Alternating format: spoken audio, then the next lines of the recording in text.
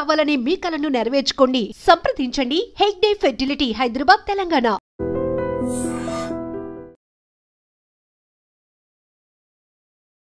Andhra Pradesh disaster response and fire services ఆధ్వర్యంలో అగ్నిమాపక వారోత్సవాలు జరుగుతున్నాయి.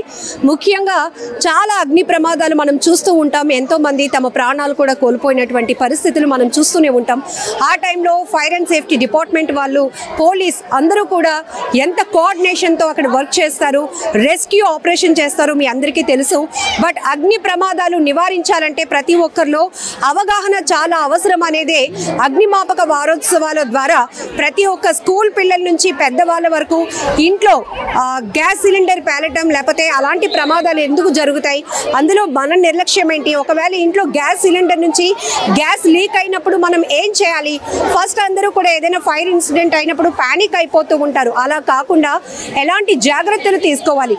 ఈవెన్ విద్యార్థి దశ నుంచే వీళ్ళకి ఇలాంటి అగ్ని ప్రమాదాలపైన ఒక అవగాహన ఉంటే వీళ్ళు వాళ్ళ పేరెంట్స్కి వెళ్ళి ఎడ్యుకేట్ చేస్తారు. కాబట్టి ఈరోజు Andhra Pradesh disaster response and fire services వాళ్ళు ఇక్కడ విద్యార్థులందరికీ కూడా ఒక అవేర్నెస్ క్యాంపెయిన్ చేశారు. మాక్ డ్రిల్ కూడా జరిగింది. సో వీళ్ళకి ఏమాత్రం అర్థమైంది అసలు అగ్ని ప్రమాదాలు ఎక్కువగా ఎందుకు జరుగుతాయి, ఇంట్లో జరిగిన అగ్ని ప్రమాదం ఏదైనా జరిగితే గ్యాస్ సిలిండర్ లీక్ అయ్యి పేలినప్పుడు ఏం చేయాలి అనేది వీళ్ళకి ఏం అర్థమైందో ఒకసారి మాట్లాడదాం. హాయ్ తల్లి, నీ పేరు? హాసిని.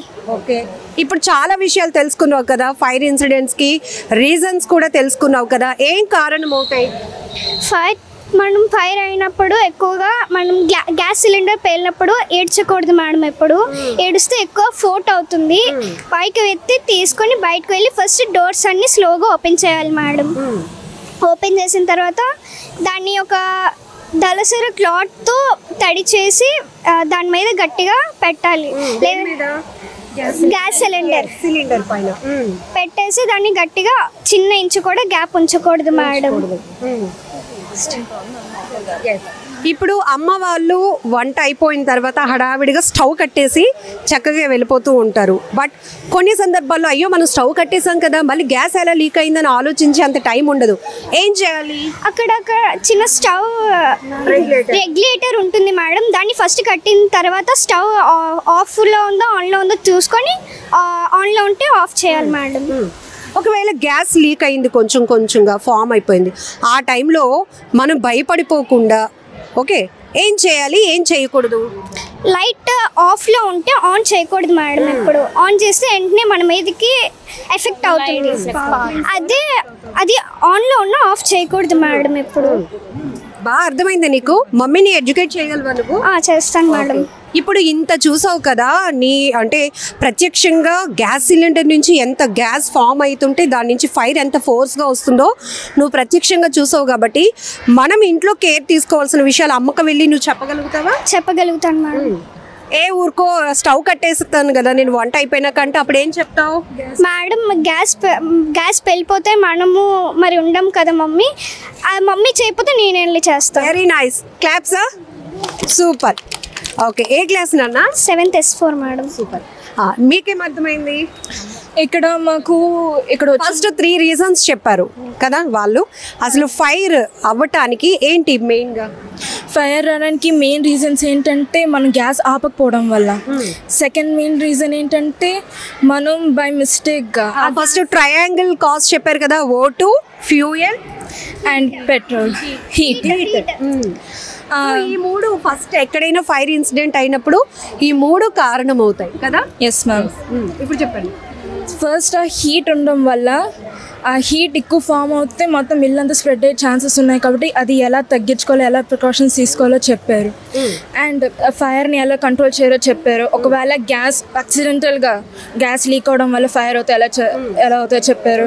అండ్ గ్యాస్ ఇంట్లోని స్ప్రెడ్ అవుతే దాన్ని దర్సర్ క్లాత్ ద్వారా మొత్తం సిలిండర్ వైపు కప్పాలన్నారు. అండ్ ఒకవేళ ఫైర్ పైన ఉంటే ఆ గ్యాస్ సిలిండర్ కిందన ఉన్న రెగ్యులేటర్ని ఆఫ్ చేయాలి.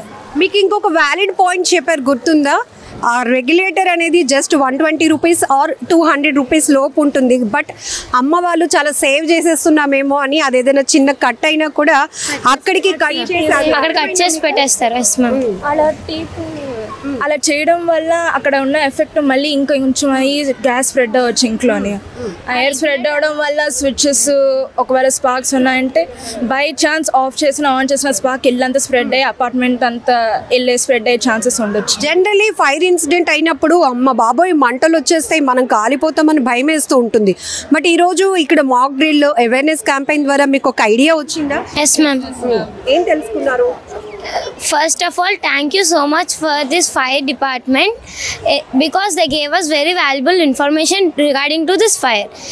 ఏంటంటే మనకి ఎప్పుడైతే ఫైర్ అన్నది మొత్తం రూమ్ అంతా స్ప్రెడ్ అవుతుందో మనం స్టార్టింగ్ నాప్కిన్ కానీ ఏదైనా సరే వెట్ చేసుకొని మనం ఫస్ట్ ఫేస్కి కట్టేసుకోవాలి. ఆ తర్వాత మొత్తం ఎక్కడెక్కడైతే మనకి చిన్న చిన్న హోల్స్ ఉంటాయో విండోస్ ఉంటాయో అదంతా క్లోజ్ చేసేయాలి. స్మోక్ రాకుండా మనకు నైస్ రూమ్లో మనం సెక్యూర్గా ఉండాలి. అండ్ నెక్స్ట్ మనం ఒకవేళ మన చేతిలో లేని వర్క్ అయినప్పుడు మనం ఫైర్ డిపార్ట్మెంట్కి కాంటాక్ట్ చేయాలి 101. ఇప్పుడు ఇంట్లో 3 bedrooms ఉన్నాయి. 2 bedrooms అంతా గ్యాస్ ఫామ్ అయిపోయింది, మనం ఒక బెడ్రూమ్లో ఉండిపోయాం. సో అప్పుడు మనం వెంటనే ఏ నెంబర్కి కాల్ చేయాలి? వాళ్ళు వచ్చి రెడీగా ఉంటుంది చెప్పడానికి. వాళ్ళు వచ్చేలోపు మనం మన రూమ్లోనికి ఆ గ్యాస్ కానీ ఫైర్ రాకుండా ఏం చేయాలి తల్లి? 101కి కాల్ చేయాలి మేడం. ఫస్ట్ 101. ఓకే. తర్వాత డోర్స్ క్లోజ్ చేసేయాలి మేడం. తడి క్లాత్ కట్టేసుకోవాలి. చిన్న చిన్న ఇంత హోల్స్ ఉన్నా గ్యాప్ లేకుండా తడి క్లాత్ కప్పేయాలి మేడం. ఓకే. అప్పుడు ఏం చెప్పారు? ఎన్ని అవర్స్ వరకు మనం సేఫ్ గా ఉండొచ్చు? 30 minutes. 30 minutes వరకు మనల్ని మనం ప్రొటెక్ట్ చేసుకోగలం. Yes madam. ఆఫ్టర్ ఈ లోపు ఏమవుతుంది? ఫైర్ వాళ్ళు వచ్చేస్తారు కదా. సూపర్. సో ఇది ఇక్కడ పిల్లలకి ఈ స్థాయి నుంచే కూడా వాళ్ళకి ఫైర్ ఇన్సిడెంట్స్ పైన ఇంత అవగాహన వచ్చింది అంటే చాలా ధైర్యంగా చెప్పగలుగుతున్నారు. ఫస్ట్ భయపడకుండా ఒకవేళ ఇంట్లోనే ఏదో ఒక చోట ఫైర్ స్టార్ట్ అయ్యి మొత్తం హౌస్ అంతా కూడా మంటలు స్ప్రెడ్ అయిపోతూ ఉంటే ఒక మూలన వాళ్ళు ఉన్నా కూడా వాళ్ళు ఎలా సెక్యూర్ చేసుకోవాలి, ఇమీడియట్గా రెస్పాండ్ ఎలా అవ్వాలి, 101కి కాల్ చేసిన వెంటనే ఫైర్ డిపార్ట్మెంట్ వాళ్ళు అక్కడికి సిచ్యువేషన్ జరిగిన చోటుకి సంఘటనా స్థలానికి చేరుకుంటారు అనే ఒక కాన్ఫిడెన్స్ కూడా బిల్డ్ అయింది పిల్లలందరిలో. సో వీళ్ళంతా కూడా ఇంటికి వెళ్ళి వాళ్ళ పేరెంట్స్ని అవేర్ చేస్తాం, ఎడ్యుకేట్ చేస్తామని చెప్తున్నారు. సో మొత్తానికి అందరికీ అర్థమైంది కదా. ఎస్, ఇది మొత్తానికి ఫైర్ ఏదైతే అగ్నిమాపక వారోత్సవాల ద్వారా విద్యార్థి దశ నుంచి వీళ్ళకి కల్పిస్తున్నటువంటి అవగాహన.